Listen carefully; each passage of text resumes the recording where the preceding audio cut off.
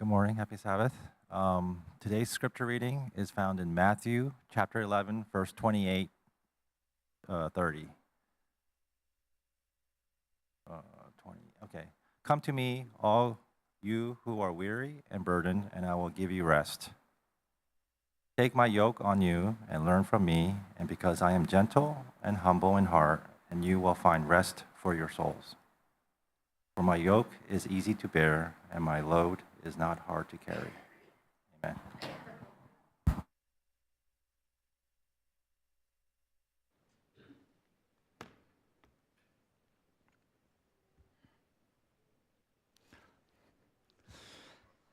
행복한 안식일입니다. 네, 우리 옆에 분과 인사하시겠습니다. 태풍 속에서 평안하셨습니까?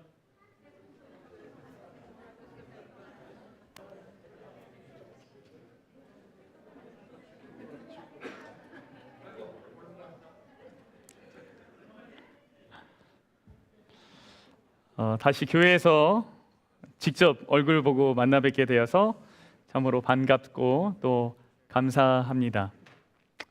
지금 트랜슬레이트 잘 되고 있습니까? 감사합니다. 먼저 잠깐 그 순회 영사 관련해서 안내를 잠깐 드리겠습니다. 3월에 이제 아틀란타 영사관의 그 한국 영사관의 순회 영사 업무를 이제 우리 교회에서 보게 되었습니다. 그래서 수요일, 목요일 이렇게 이틀을 하게 되는데 자세한 안내는 나중에 또 안내해드리겠습니다. 네, 다만 그 한인회에서 제게 부탁을 하셨습니다. 꼭 예약을 통해서만 업무를 볼 수 있다 이렇게 말씀하셨습니다. 어떤 분께서 한인회에 연락을 하셨대요. 그래서 이거 어떻게 업무 영사를 보냐? 그런데 뭐 어떻게 해야 됩니다. 그런데 그분께서 나는 재림교회 아는 사람이 있으니까 그냥 그 사람한테 부탁할래요. 그리고 이렇게 하셨나 봐요. 근데 이제 한인회에서는 좀 곤란합니다. 이미 이제 정해진 절차가 있기 때문에 그래서 혹시 여러분들께 누가 개인적으로 그런 부탁을 하시거든 곧 안내가 나갈 테니 거기에 맞춰서 이제 예약을 하시면 되겠다고 이렇게 또 안내해 주시면 될 것 같습니다. 우리 또 아름다운 특창을 해주셔서 너무너무 감사합니다. 우리 소윤이야 우리 집사님, 제가 이렇게 마지막 설교 원고를 이제 막 확인하고 있었는데 그 음악 찬양 소리에 이렇게 귀가 번쩍 뜨였습니다. 그 찬양이 그리고 우리가 함께 드리는 찬양이 하나님의 귀에도 그렇게 아름답게 들리기를 소망합니다. 20년 만에 기록적인 폭설이 내렸다는 소식이었습니다. 덕분에 아이들은 3일을 학교를 가지 않았고 신나게 놀았습니다. 여러분은 신나셨습니까? 네. 우리 예승이는 처음으로 그래 너예요. 예승이는 처음으로 이제 눈도 먹었어요. 네, 형이 먹어. 저는 안 돼 이랬는데 그 먹었어요.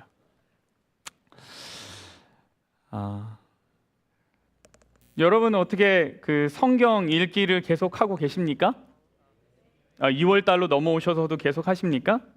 이제 큰 아이가 이제 외박주라서 저희 집에 왔는데 자신이 하고 있는 성경 읽기 표를 보여주더라고요. 제가 그 연초에 줬던 거를. 그래서 아빠 나 아직도 이거 하고 있어 하면서 저한테 이렇게 말해줬어요. 얼마나 감사한지 모르겠습니다. 계속해서 이 기쁘고 감사한 도전에 동참하여 큰 유익을 누리게 되시기를 기도합니다. 우리 잠깐 기도하겠습니다. 하나님, 저희를 폭풍 속에서 지켜주셔서 감사합니다. 하얗게 내리는 눈을 보며 우리의 죄를 그렇게 하얗게 씻어주신 하나님의 은혜를 또한 생각하였습니다.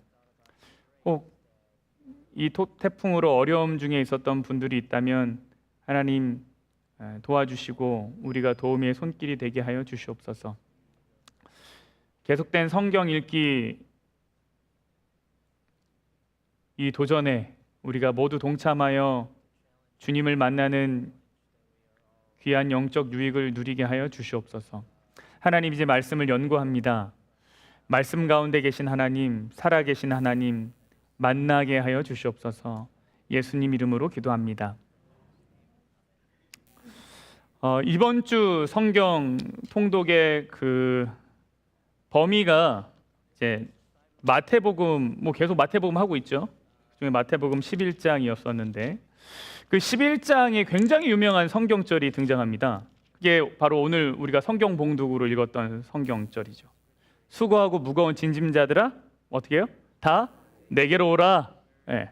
너무나 유명한 성경절입니다. 그런데 하나님께서 뭐라 그러시냐면 나는 마음이 온유하고 겸손하니 나의 멍에를 메라, 이렇게 말씀하셨어요. 하나님이 쉬라고 우리를 초청하셨는데 부른 다음에 뭐 하셨어요?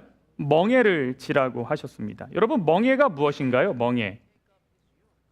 멍에는 짐승의 목에 씌워서 일을 시키는 노동기구입니다. 이거는 일을 하라고 하는 것 같은 거죠. 그러니까 나무로 되어 있고 그 무게가 상당합니다. 쉬라고 했는데, 쉬러 오라 그랬는데 가보니까 갑자기 뭘 주신 거예요? 멍에를 이렇게 딱 짊어지라고 하신 거예요. 휴가를 가겠다고 했는데 그 사람을 불러다가 공사장 안전모 씌우고 삽 준 거예요. 도대체 이 말씀의 의미가 뭘까? 그리고 이 말씀은 도대체 어떤 배경 속에서 하신 것일까? 우리가 이 성경절을 이렇게만 보잖아요. 그냥 쉼을 주신다. 근데 어느 배경 속에서 이 말씀을 하셨는가? 오늘 그런 내용들을 좀 살펴보려고 합니다. 제가 참 좋아하는 책 중에 하나가 이제 정로의 계단이라는 책이 있습니다. 근데 이 책은 예수님과의 관계 맺는 과정을 아주 상세하게 설명합니다. 아주 짧은 책이지만 그 내용이 정말 파워풀해요. 근데 그 중에 제가 참 좋아하는 대목이 있어 소개합니다. 죄인이 예수께로 나아가려면 반드시 그가 회개할 때까지 기다려야 할 것인가? 여러분, 예스입니까? 노입니까? 죄인이 예수께 가려면 회개해야만 합니까? Yes, No. 회개가 죄인과 구주 사이의 한 장애물이 되어야 할 것인가? 뭐라고 볼게요. 그 다음에 성경은 죄인이 수고하고 무거운 짐진 자들아 다 내게로 오라는 그리스도의 초청에 응하려면 먼저 회개해야 한다고 가르치지 않는다. 아멘? 아멘. 야, 너 성적 잘 받았어. 너 합격. 그러니까 좀 와. 라고 한 것 아닙니다. 너 건강기별 잘 지켰으니까 와. 아니에요. 너 성경 많이 읽는구나. 그러니까 나한테 좀 와. 아닙니다. 다른 사람 많이 사랑하고 희생하고 봉사했으니까 넌 좀 자격이 돼. 그러니까 나한테 와도 돼. 라고 하신 것 아니에요. 다른 사람 용서했으니까 너는 초청받아 마땅해. 라고 하신 것도 아니에요. 예수님은 수고하고 무거운 짐진 자들 다 오라고 하셨어요. 그러니까 내가 어떤 짐이 있다라고 하는 모든 사람들 다 갈 수 있습니다. 그런데 예수님이 그렇게 가면 뭘 얻겠다 그러냐면 우리의 마음이 쉼을 얻는데요. 쉼. 그 초청에 응해서 가면 누구든지 가면 무엇을 얻냐면 마음의 쉼을 얻습니다. 그러니 여기서 말하는 수고는 단순히 우리의 육체적 노동에 관한 것이 아니겠죠. 이 수고는 뭐에 관한 것입니까? 그럼 마음에 관한 것이에요. 마음에 관한 것. 그래서 오늘 이제 수고가 뭔지를 좀 자세하게 살펴보려고 합니다. 이 수고는 무엇인가? 첫 번째, 이것은 자신을 증명하려고 하는 노력입니다. 당시의 바리새인들은 하나님의 인정을 받기 위해서 수백 가지의 조항을 만들어서 지켰어요. 먼저 살펴보니까 613가지인가 그래요. 자기들이 법을 다 만들었어요. 이거를 완벽하게 지켜야 했습니다. 그래서 그들의 마음에는 항상 이 마음이 있었습니다. 그 바리새인들은 내가 이만큼 했으니까 구원받을 수 있겠지. 내가 남들보다 수고했으니까 더 칭찬받을 수 있겠지? 이 확신을 얻기 위해서 끊임없이 자신을 채찍질해요. 아이, 더 믿어야 돼. 더 노력해야 돼. 더 잘 지켜야 돼. 이렇게 하면서 뭘 얻냐면 확신을 얻는 것으로 쉼을 누리려고 그래요. 여러분은 어떠십니까? 여러분은 구원의 확신을 얻기 위해서 이처럼 몸부림치신 적이 있으십니까? 아니면은 좀 몸부림치다가 다른 사람 보면서 위안을 좀 삼으십니까? 아, 목사님도 저 정도 수준으로 하면 나도 요 정도 해도 되겠다. 아, 저렇게 말씀을 지키는 수준이라면 나 정도면 괜찮겠다. 그러면서 마음의 쉼을 혹시 얻으십니까? 이러한 모든 생각은 스스로를 증명하려고 수고하는 것입니다. 이러한 삶은 피곤한 삶이에요. 쉼이 없는 삶입니다. 그래서 첫 번째 수고는 무엇인가? 자신을 증명하려는 어떤 신앙적인 노력입니다. 이런 수고를 가진 사람들 다 와라 이거야. 너 스스로 괜찮아지고 싶어서 노력하는 사람들, 힘든 사람 와라 이거야. 두 번째는 무엇인가? 자기 주권이라고 하는 수고입니다. 자기 주권. 여러분 이런 질문 좀 해보신 적 있으세요? 야, 나는 왜 예수님을 믿는데 아직 왜 이렇게 마음의 안식이 없을까? 왜 예수님을 믿으면서도 안식을 누리지 못할까? 혹시 해보신 적 있으십니까? 여러분은 항상 평안하십니까? 저는 해본 적이 있습니다. 나 예수님 믿는다고 하는데 왜 마음에 평안이 없지? 그러니까 불편하지? 답답하지? 근데 이 고민을 계속 하니까 저도 모르게 그 원인을 바깥에서 찾게 돼요. 환경 탓하고 사람 탓돼요. 이러이러하니까 내가 마음의 평안을 못 누린다. 저 문제 때문에 그렇다. 저 사람 때문에 그렇다. 문제의 원인이 저들에게 있고 환경에게 있다고 생각하는 겁니다. 근데 시대의 소망이라고 하는 이 책에는 한 문장으로 이 문제를 콕 집어서 얘기해야 돼요. 왜 우리 마음에 평안이 없는가? 불안한가? 뭐라 그러냐면 불안이 일어나는 것은 자기를 사랑하기 때문이다 이렇게 얘기해요. 불안이 일어나는 건 뭐 때문이래요? 자기를 사랑하기 때문이다. 오늘 본문에는 바리새인들과는 전혀 다른 성격을 가진 인물이 등장합니다. 근데 그게 그 앞절에 등장해요. 그게 누구냐면 어린아이예요. 어린아이. 하나님이 수고하고 무거운 짐진 자들아 다 내게로 오라고 하기 전에 누구를 보셨냐면 예수님이 어린아이를 보셨어요. 그 어린아이는 마음에 쉼이 있는 거예요. 요즘 누가 제게 세상에서 가장 걱정 근심이 없는 사람이냐라고 물어본다면 저는 이제 예승이라고 대답할 겁니다. 예승. 이 아이가 아침에 일어날 때부터 신이 납니다. 거의 진짜 밤에 꿈을 이상한 걸 꾸지 않은 이상 거의 울면서 일어나는 경우를 거의 본 적이 없어요. 저만 모를 수도 있죠. 아내는 고생하고 있는데 정말. 네. 근데 아침에 일어나는데 이렇게 잘 일어나요. 그리고 일어나서 다니는 모든 걸음은 뛴 걸음입니다. 그냥 걷지 않아요. 항상 이렇게.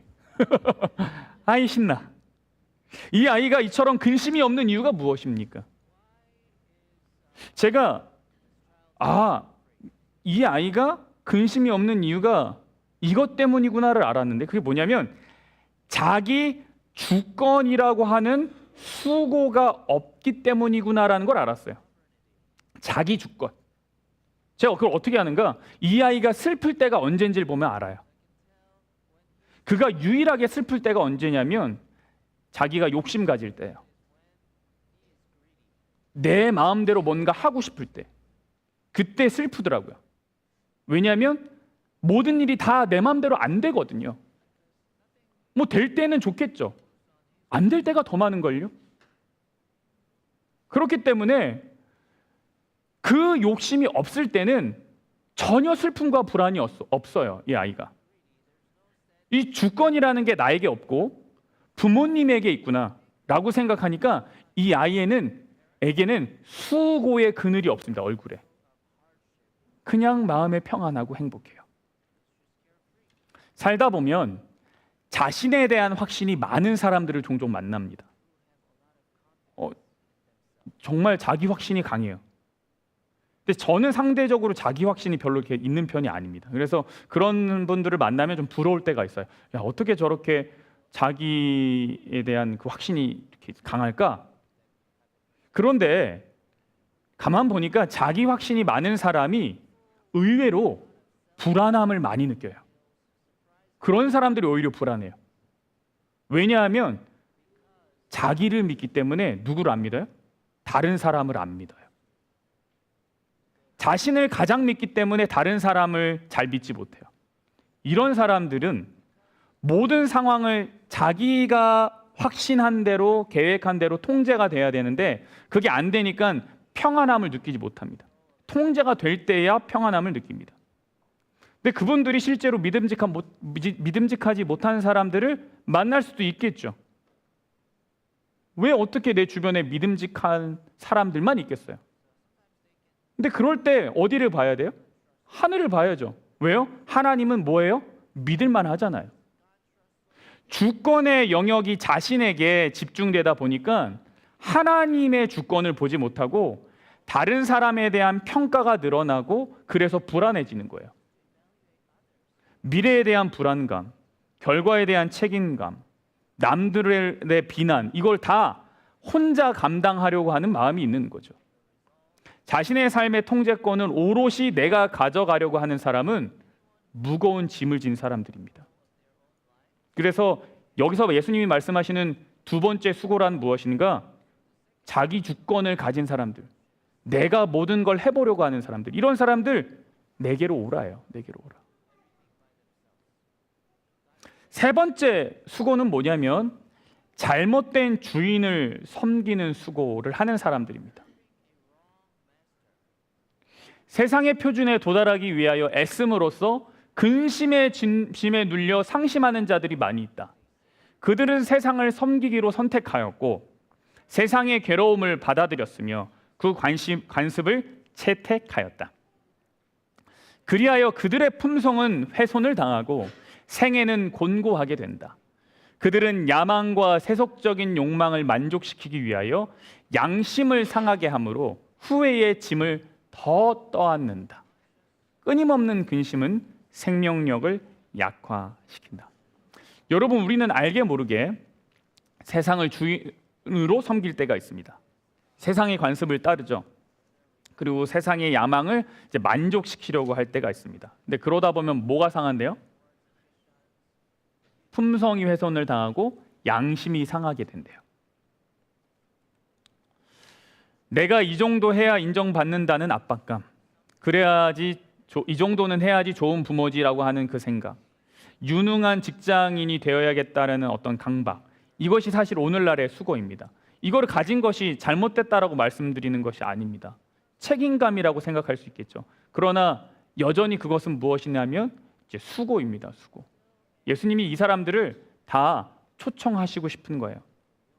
그리고 때로 우리는 세상의 기준으로 살다 보니까 이 나쁜 주인을 섬기느라 진을 다 뺀 경우가 있습니다. 그때도 그 수고입니다. 수고. 왜 그러냐면 아무리 열심히 일해도 그것을 통해서 영혼의 평안을 누릴 수 없기 때문입니다. 정리하면 오늘의 본문에서 말하는 수고는 세 가지입니다. 첫 번째, 자기 증명의 수고. 자기를 막 증명하려고 하는 사람 수고 많다 이거예요. 오라 이거예요. 두 번째, 자기 주권을 가진 사람, 내가 다 통제하려고 하는 사람, 이 사람도 수고롭다 이거예요. 그 사람도 오라는 거예요. 세 번째, 잘못된 주인을 섬기는 사람, 세상의 기준으로 맞춰보려고 하는 사람, 그 사람도 참 곤고하고 양심이 상하고 성품이 훼손됐으니까 그 사람도 뭐라는 거예요? 오라는 거예요. 여러분, 예수님이 우리에게 쉼을 누리는 방법을 알려주셨는데 그것은 뭐냐면 너 그렇게 수고가 많지? 그러면 이제 그 수고 다 내려놓고 이제 너 마음대로 편하게 살아 라고 하신 것이 아닙니다. 우리가 쉼을 누리는 것은 예수님의 멍에를 메고 예수님께 배우는 거예요. 여러분, 멍에를 메는 것으로 쉼을 누린다라는 것이 무슨 의미입니까? 그것은 활동의 멈춤, 여기서 말하는 쉼은 활동의 멈춤이 아니라 방향의 전환이라는 겁니다. 우리 마음의 쉼은요, 환경의 변화로 오는 것이 아닙니다. 내 안의 자아가 하나님의 통치 아래 들어갈 때 얻어진다는 거예요. 쉰다는 것은 우리가 활동을 멈출 때 주어지는 것이 아니라 내 삶의 방향이 전환이 될 때 주어진다는 거예요. 자신의 증명으로 수고한다는 것은 성과 중심의 삶을 살고 있다는 겁니다. 바리새인들은 613개의 율법 조항을 다 지켜내는 것으로 살아갔죠. 그것이 그들의 성과였습니다. 내가 오늘도 613개 다 지켰다. 얼마나 그 자부심이 막 많은 거예요. 이게 그들의 성과예요. 세상에서 이 정도는 해야지, 이 정도는 벌고, 이 정도는 자식들한테 좀 해주고, 이 정도의 회사는 다니고, 이런 기준 또한 이 압박감을 갖는 것도 마찬가지죠. 이것도 결국 뭐냐면 성과 위주의 삶입니다. 성과 위주의 삶. 근데 그렇게 주어지는 안식은 다 조건부 안식입니다. 예수님이 말씀하시는 거예요. 거기서부터의 방향 전환을 하라고. 그 방향으로 가지 말고 다른 방향으로 가라고 말씀하시는 거예요. 그게 이제 멍에를 매는 겁니다. 여기서 우리가 또 알아야 될 것은 뭐냐면 이 멍에라는 것은 혼자 매는 것이 아니에요. 이 멍에는 같이 매는 겁니다. 예수님이 뭐라고 그러셨냐면 너의 멍에를 매라고 말씀하지 않으셨어요. 너는 이제부터 너의 멍에를 매라고 하지 않으셨어요. 뭐라 그러셨어요? 여기서? 나의 멍에를 매라고 하셨어요. 근데 멍에가요, 소 2마리가 끌고 가게끔 되어 있었어요. 멍에는 항상 2인용입니다. 그러니까 이 얘기는 뭐냐면 예수님이 이미 누구의 멍에를 짊어지고 있는 거예요? 예수님의 멍에를 짊어지고 있는 거예요. 누구를 위해서? 나를 위해서. 나의 모든 수고로움을 같이 끌고 가기 위해서 이미 예수님이 그 멍에를 메고 계신 거예요. 그럼 와서 같이 지자고 하는 거예요. 너 혼자 지려고 하지 말고 내가 이미 지고 있다라고 말씀하시는 거예요. 그러니까 예수님이 주시는 쉼은 무엇이냐면 무엇을 했느냐로 오는 것이 아니라 누구와 함께 있느냐로 오는 겁니다. 이 예수님의 멍에의 특징이 무엇입니까? 이 멍에는 온유와 겸손입니다. 예수님의 멍에의 특징입니다. 우리가 예수님의 멍에를 같이 맨다는 것은 어떤 거예요? 우리가 온유해지고 겸손해지는 걸 말해요. 그것을 배운다고 말하죠. 근데 여러분 여기서 온유가 어떤 의미인지 아십니까? 온유가 뭘까요? 온유라는 말이 헬라어로 프라우스라 그래요. 프라우스. 근데 이 뜻이 뭐냐면 길들여진 동물이래요. 길들여진 동물. 온유라는 뜻이. 그러면 온유하지 않은 건 뭐예요? 야생이라는 의미죠. 야생이라는 의미. 예수님이 우리에게 온유를 배우기 원하신다 그랬어요. 그 얘기는 뭐냐면 너는 길들여져야 돼 라고 하는 말이에요. 근데 참 재밌다라는 생각을 했어요. 왜요? 온유를 배우지 못하는 우리는 뭐 같아요? 야생마 같은 거죠. 막 어디로 갈 줄 몰라요. 막 뛰어다녀요. 근데 이 야생마가요, 엄청난 에너지를 가지고 있습니다. 엄청난 에너지. 예수님이 보실 때 우리 한 사람 한 사람이요, 엄청난 에너지를 갖고 있는 거예요. 야생마 같은 거예요. 힘이 넘치는 거예요. 그러나 뭐가 없어요? 방향이 없어요. 그 에너지가 제멋대로 터져 나오면 남들을 망치고 나를 망치고 상처를 주죠. 근데 여러분 생각해 보세요. 이 최고의 야생마가 최고의 주인에게 길들여진다면 어떻게 되겠어요? 그게 온유예요. 여기 1000마력짜리 스포츠카가 있다고 생각해 보세요. 멋지죠? 그런데 이 차가 브레이크가 없어요. 그리고 핸들이 고장났어요. 그러면 이거는 더 이상 멋진 스포츠카가 아닙니다. 이거는 도로 위의 괴물이고 흉기입니다. 이건 엄청나게 위험한 거예요. 여러분, 온유라는 것이 힘이 없는 나약한 상태가 아니에요. 온유라는 것이 누가 뭐라 그래도 그냥 이게 온유가 아니에요. 이것도 좋고 저것도 좋고 그것도 온유가 아니에요. 온유라는 것은 무엇입니까? 강력한 엔진이 훌륭한 레이서를 만난 거예요. 브레이크가 생기고 핸들이 잡힌 거예요. 예수님의 멍에는 그런 거예요. 나를 올가매는 것이 아니라 내가 가진 장점을 극대화시키는 거예요. 내가 그분의 손에 들어갈 때 비로소 잘 갈 수 있는 거예요. 어떤 사람들은요, 이 멍에를 하나님께서 좀 법을 가볍게 짊어지라고 주신 것이라 생각해요. 이런 거죠. 바리새인의 멍에는 너무 무거우니까 내 멍에를 매. 이거는 그 바리새인들의 율법 조항보다는 훨씬 쉬워. 그러니까 이거 매라고 이해한다는 거예요. 내 멍에를 매면 하나님 법 지키는 거 조금 더 수월해. 바리새인 건 복잡해. 내 건 단순해. 그러니까 내 멍에를 매. 이렇게 이해하는 사람들이 있어요. 아니에요. 그런 의미가 아니에요. 멍에는요, 하나님의 법을 끌고 가라는 게 아니에요. 그래서 사람들이 이렇게 생각해요. 멍에를 이렇게 생각해요. 너무 무거워요. 뭘 끌고 가려고요? 하나님의 법을 내가 지키고 가는 게 너무 힘들다는 거예요. 여러분, 멍에는요, 하나님이 우리의 신앙의 기준을 낮추게 하기 위해서 혹은 편하게 해주기 위해서 우리에게 주신 것이 아니에요. 그러니까 어떤 사람이 이렇게 생각하죠. 예수님이랑 멍해지면 내가 혼자 법 지키면 힘든데 예수님이랑 같이 지면 좀 편해. 이 그림이 아닙니다. 그럼 어떤 그림이에요? 우리의 인생의 수레를 끌고 갈 때 나 혼자 짊어지고 가면 너무 힘든 거를 예수님이 같이 짊어지고 가는 게 오늘의 본문이 말하는 거예요. 하나님의 법을 끌고 가는 것이 아니라 뭘 끌고 가는 거예요? 내 인생을 끌고 가는 거예요. 근데 그때 예수님이 없으면 난 어떻게 간다고요? 야생마처럼 이리저리 막 간다고. 넘어지고 망가지고 부서지고. 왜 하나님의 멍에가 가벼운 줄 아십니까? 이 멍에 외에는 다 내 인생을 버겁게 끌고 가게 만들기 때문입니다. 여러분, 이 그림이 아니에요. 멍에 같이 지자는 게 이 그림입니다. 이제 결론을 내리면서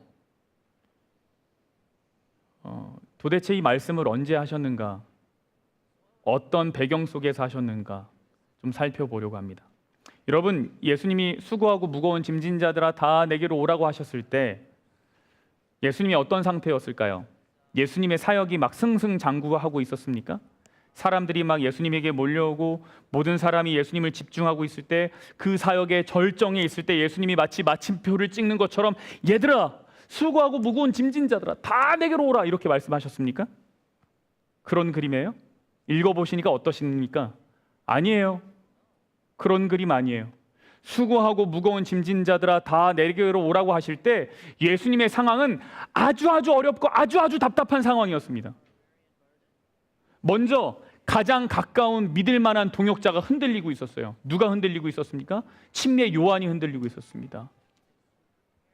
침례 요한이 감옥에 갇혀 있었어요. 요한이 자신의 제자들을 예수님께 보내서 물어봅니다. 오시리가 당신입니까? 아니면 우리가 다른 사람 기다려야 합니까? 이렇게 물어봐요. 여러분, 원래 침례 요한이요, 예수님이 오실 분이라는 것을 분명하게 알고 있었습니다. 아주 분명하게 알고 있었어요. 보라, 세상죄를 지고 가는 하나님의 어린 양이다라고 얘기했어요. 나는 그분의 신발끈을 묶기도 감당하기 어렵다라고 했어요. 근데 지금에 와서 물어보는 거예요. 자기 감옥에 갇히니까 뭐라고 물어봐요? 오시리가 당신이 맞습니까? 왜 이렇게 질문하는 거예요? 그가 예수님께 기대했던 어떤 그 모습이 예수님에게 나타나지 않기 때문이에요. 침례 요한은 예수님을 통하여 아주 대단한 영적 부흥이 일어날 거라고 생각했어요. 막 요시아의 때 같은 개혁, 예레미야 때 같은 개혁, 막 그런 개혁이 일어날 거라고 생각했어요. 근데 현실은 그렇지 않았어요. 자기는 감옥에 갇혀 있고 제자들은 발을 동동 구르고 있어요. 근데 오시리가 당신입니까? 이렇게 물어봤는데 예수님이 거기에다가 내가 그 사람이다, 거기에 이렇게 답하지도 않았어요. 그냥 평소 하시던 일들을 그대로 침례 요한에게 전하라고 하셨어요. 난 병자 방문하고 고치고 가르치고 사람들 전도하고 있어. 이렇게 대답하셨어요. 요한의 제자들이 이해하지 못했어요. 요한은 듣고 싶은 대답도 듣지 못했어요. 예수님의 믿음의 동역자가 길을 잃고 방황하고 있어요. 예수님 마음이 어떻겠어요? 두 번째 무슨 일이 있었는가? 예수님은 자신의 사역의 현장에서 아주 철저한 거부를 당하고 있었어요. 보세요. 여러분이 말씀 읽으시면서 이거를 어떻게 이해하셨는지 잘 모르겠는데, 이 세대를 무엇으로 비유할까? 비유하건대 아이들이 장터에 앉아 제 동물을 불러 이르되 우리가 너희를 향하여 피리를 불어도 너희가 춤추지 않고 우리가 슬피 울어도 너희가 가슴을 치지 아니하였다 함과 같도다. 여기만 먼저 좀 말씀드리겠습니다. 이 성경 내용이 뭐냐면 이거예요. 아이들이 놀이터에서 논다고 좀 생각해 보자는 거예요.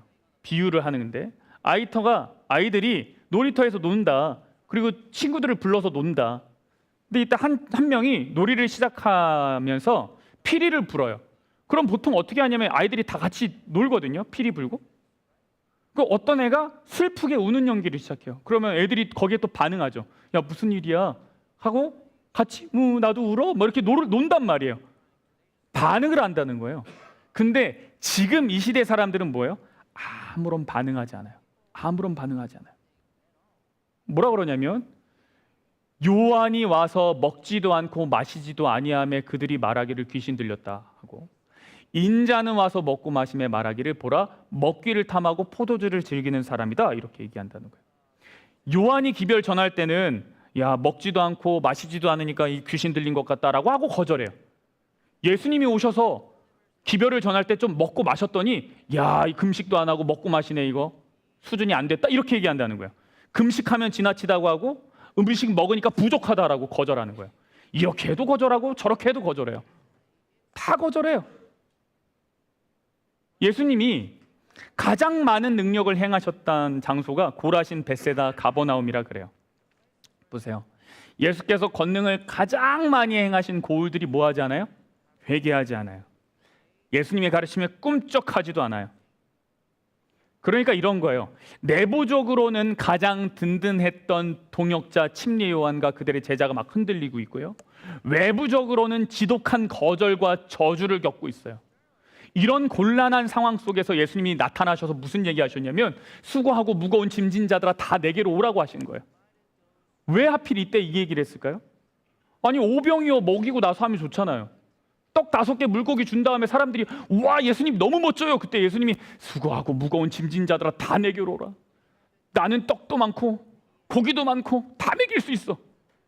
이렇게 하시면 얼마나 좋았겠어요. 근데 예수님 그렇게 하지 않으셨다고요. 예수님은요, 이 초청을 철저한 외로움과 실패의 한 가운데서 하셨어요. 왜 그랬을까요? 왜 이때 이 초청을 하셨을까요?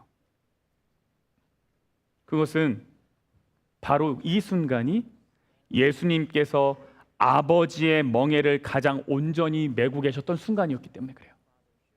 생각해 보세요. 억울한 비난, 성과가 없는 사역, 사랑하는 이의 의심. 제가 예수님 같잖아요? 그럼 당장 뛰쳐나가서 너 내가 누군지 알아? 이렇게 할 것 같아요. 다 갈아엎을 수 있을 것 같아요. 야성을 폭발시켰을 것 같아요. 근데 예수님 그 순간 어떻게 하세요? 하나님께 감사를 하세요. 하나님께 감사를 하세요. 예수님이 천진난만하게 웃고 있는 아이들을 보신 거예요. 그때 다 거절당하고 침례 요한은 막 흔들리고, 근데 그때 어린아이를 봤어요. 웃고 있는 아이를 봤어요. 그리고 예수님이 그 예수님을 받아들이는 아이들은 얼마나 순수한지를 보셨어요. 그들은 자신이 얼마나 많이 알고 있는지, 많은 것을 이루었는지 증명하려고 애쓰지 않아요. 아이들은 그런 거 없어요.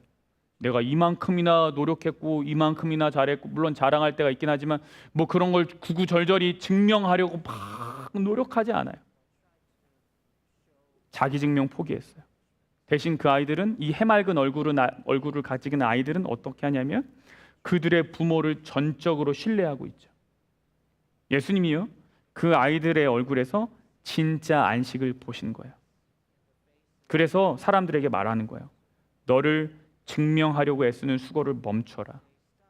너의 인생을 너가 책임지려고 하는 그 주권을 나에게 넘겨라. 너를 너무 사랑해서 스스로를 짓누르는 그 자기애, 거기에서 나오너라. 이렇게 말씀하신 겁니다. 집에서 제가 커다란 짐을 옮길 때면 예승이가 꼭 달려옵니다. 집을 이렇게 옮기잖아요. 그러면 와서 꼭 거들어요.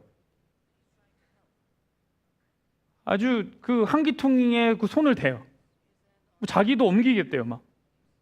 근데 그게 저는 더 힘이 들거든요.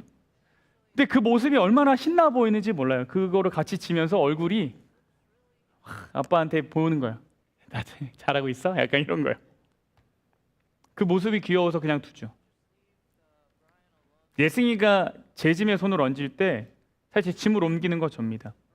근데 하지만 아이는 나와 함께 한다는 즐거움에 자기가 짐을 옮기는 양 기뻐합니다.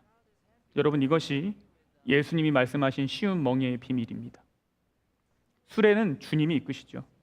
우리는 그저 그 곁에서 하나님과 복폭을 맞추며 주님의 멍에를 함께 맞추어 걸어가는 거예요. 그게 우리의 인생이 되기를 하나님 원하시는 거예요. 우리가 다 끌고 가면서 힘들면서 그때그때마다 하나님 이거 부족해요, 저거 부족해요, 이것도 해주세요, 저것도 해주세요. 막 그렇게 내가 인생을 끌고 가서 수고하고 피곤해하지 말고 인생 자체를 누가 끌고 가게 하는 거예요? 예수님이 끌고 가게 하시는 거예요. 그럼 나는 거기에 발맞춰 같이 걸어가는 거예요. 그렇게 될 때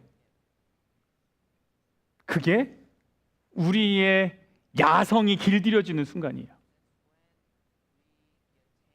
여러분, 우리의 야성이 하나님의 손에 맡겨지는 한 주가 되면 좋겠습니다. 아멘. 우리가 주님의 멍에를 함께 매는 한 주가 되면 좋겠습니다. 그래서 마음의 변화를 경험하는 한 주, 정말 마음의 쉼을 풍성하게 누리는 한 주가 되면 좋겠어요. 여러분, 주님이 이끌고 가시는 나의 삶 한번 경험해 보고 싶지 않으십니까? 아멘. 그렇게 그 축복을 누리기를 원하시는 모든 분들 함께 일어나셔서 찬양하겠습니다.